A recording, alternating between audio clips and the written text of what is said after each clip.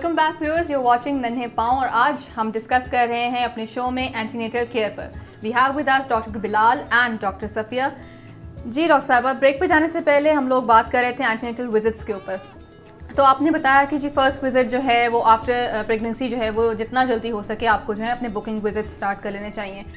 और आपने टेस्ट की भी बात की, तो सब्सिक्वेंट विजिट्स पे आप बताएं कि जी मिनिमम एंटीनेटल विजिट्स जो हैं वो कितने होने चाहिए। एंटीनेटल विजिट लो रिस्क है तो वो 4-5 विजिट्स उसकी हो सकती है कि पहले 3 महीनों में भी एक दफ़ा ज़रूर आएगी। अच्छा। जिसमें कि उसका डेटिंग स्कैन होगा, ठीक है, और उसकी प्रेगनेंसी कंफर्म होगी कि यूट्रस में है या यूट्रस के बाहर है, सिंगल प्रेगनेंसी है कि ट्विन प्रेगनेंसी है, और साथ उसके बेसलाइन टेस्ट कराए जाएंगे और उसका थॉरो जनरल फिजिकल एग्जामिनेशन किया जाएगा एंड उसको गाइड किया जाएगा कि उसे क्या खुराक खानी है, क्या मेडिकेशन खानी है, ठीक है।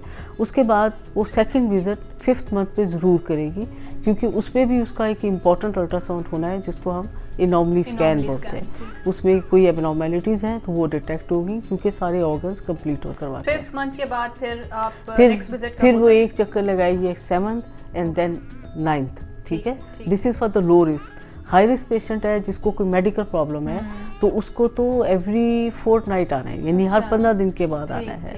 सो डॉक्टर साहब ने कहा जी डायबिटीज़ जिसका है कि आपका फील्ड है डायबिटीज़, डॉक्टर साहब, तो जो अगर डायबिटिक पेशेंट्स हैं तो उनके लिए एंटीनेटल विजिट्स किस तरह से प्लान आप जो हैं करवाते हैं और उनके लिए क्या टेस्ट होते हैं, क्या किस तरह से प्रोटोकॉल होता है, ज़रा उस पर भी बात करें। जी इसमें यह है कि जैसे मैंने पहले अर्ज़ किया है कि एक तो वो है जो पहले से डायबिटिक हैं और जिनका हमें पता है, और एक वो है जिनका नहीं पता। जिनका नहीं पता वो ज़्यादा ट्रिकी पेशेंट्स होते हैं। उसकी वजह ये है कि आपने एक दफ़ा उनका ब्लड शुगर चेक किया, हाई रिस्क हैं, शुरू में नेगेटिव आ गया, उसके बाद यूरिन के अंदर यूजुअली नहीं वो आते हैं। अच्छा, यूरिन टेस्ट तो डॉक्टर साहब ने कहा कि हम लोग करवाते हैं। जी वो बिल्कुल ठीक है, लेकिन इसमें ब्लड शुगर का भी हमने, क्योंकि हमारे जो पैरामीटर्स टू डायग्नोज है, जो हमें तशखीस के लिए पैरामीटर्स चाहिए, शुगर लेवल्स चाहिए, वो प्रेगनेंसी में फ़र्क हैं एज़ कम्पेयर टू दोज जो कि दूसरे हैं। तो इसलिए ये एक बहुत ट्रिकी फील्ड है। इसमें हम अपने जो हमारी ऐसी ख़वातीन हैं जिनको शुगर का ख़तरा है, जैसे मैंने हाई रिस्क का, उसके अलावा जो हमारे फैमिली फिजिशियंस हैं जिनके ऊपर एक बहुत बड़ा बोझ है ऐसे पेशेंट्स को देखने का, उनके लिए भी मैं ये वाज़े करना चाहता हूँ कि अगर आपका हाई रिस्क पेशेंट है तो उसको पहले विजिट में देखना है, और अगर उसमें नहीं पॉजिटिव कोई चीज़ आती तो फिर भी वो हाई रिस्क ही रहेगा, तो फिर उसको 24 और 28वें हफ्ते में देखना है। आम तौर पे जो गेस्टेशनल डायबिटीज़ है वो 24 से 28वें हफ्ते में डायग्नोज होती है। That is like about approximately 3rd आपका बन जाता है, 3rd या 4th विजिट बनता है एंटीनेटल। जी तकरीबन 3rd या 4th विजिट। एक चीज़ मैं इसमें वाजे करना चाहता हूँ कि इंसुलिन जो है वो ना माँ के लिए कोई कॉम्प्लिकेशन पैदा करती है और ना बच्चे के लिए, क्योंकि इंसुलिन आपका प्लेसेंटल बैरियर क्रॉस नहीं करती, बच्चे तक नहीं जाएगी, और ग्लूकोज जो है वो बच्चे तक जाएगी। प्रॉब्लम ये होती है कि जब आपकी शुगर ज़्यादा है और वो शुगर बच्चे तक जाती है तो बच्चा इंसुलिन अपनी ज़्यादा प्रोड्यूस करने लग जाता है। अच्छा। इंसुलिन का एक इट्स हार्मोन जो कि एनाबॉलिक हार्मोन, जो कि आपकी नशो नुमा में बहुत मदद देता है, तो इसीलिए बच्चे जो है वो ज़्यादा बड़े हो जाते हैं एज से उसके अंदर। दूसरी चीज़ ये है कि जब डिलीवर होते हैं बच्चे उस वक़्त उनके अंदर, क्योंकि ऑलरेडी इंसुलिन ज़्यादा होती है जो माँ की ग्लूकोज की वजह से ज़्यादा हुई होती है, तो जब वो डिलीवर होंगे तो उस वक़्त उनकी हाइपोग्लाइसीमिया हो जाएगा। तो क्योंकि उनके अंदर की इंसुलिन ज़्यादा है, माँ की तरफ से शुगर नहीं आ रही, तो एक ये बहुत बड़ी कॉम्प्लिकेशन है।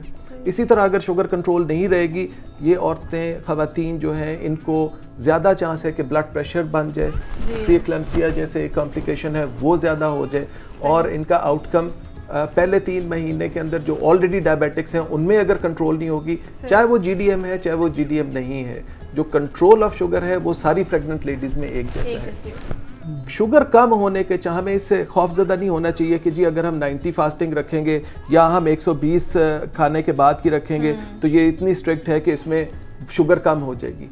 इसमें भी अल्लाह ताला ने एक प्रोटेक्शन दी है। जैसे मैंने पहले कहा था कि ह्यूमन प्लेसेंटल लैक्टोजन एक हार्मोन होता है, उसकी वजह से अगर आप इतना टाइट कंट्रोल भी रखेंगे तो भी कम होने के चांसेस आम लोगों से बहुत कम है।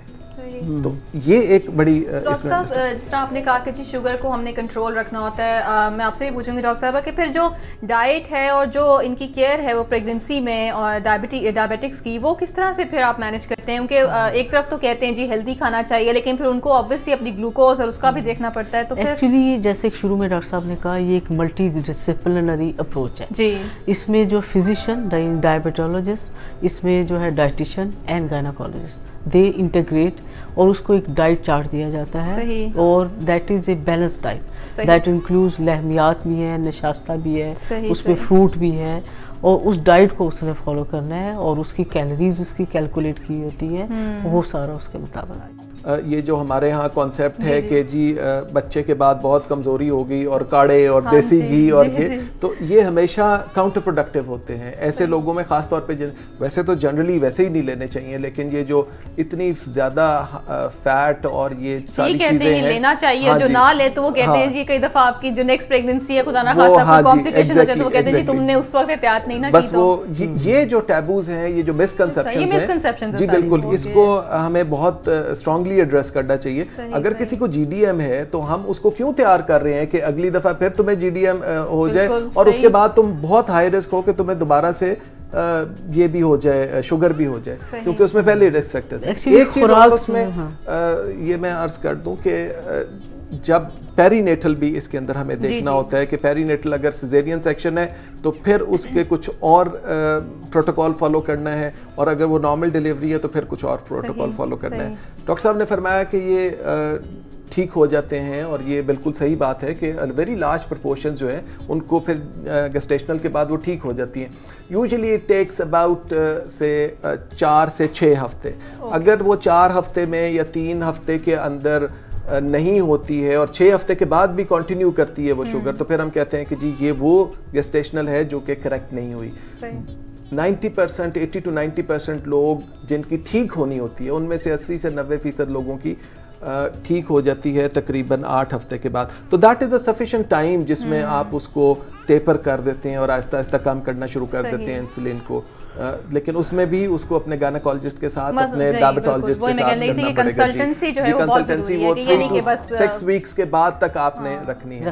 Thank you so much doctor Bilal, آپ ہمارے شو میں آئے اور آپ نے اتنی انفارمیٹیو باتیں ڈسکس کی، خاص طور پہ ڈائبٹیز کے حوالے سے جو اتنا کامن پرابلم ہے.